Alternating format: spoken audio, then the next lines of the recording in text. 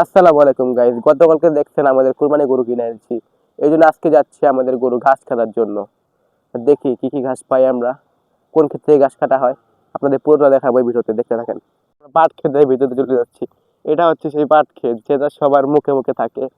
এই পাট ক্ষেত, এই পাট ক্ষেতের মাঝখানে চলে যাচ্ছি আমরা ঘাস কাটার জন্য নাইলা ব্রিজে। নিখোয়াটি কিংবা চোদ্দশোদ্দি পাথারের নাইলা ব্রিজ কিংবা আটশোদ্দি পাথারের নাইলা ব্রিজ বললে সবাই চিনবে। আমরা চলে আসছি নাইলা বেদির পাশে গরুর ঘাস কাটার জন্য। আপনারা দেখেন কি কি ঘাস কাটি।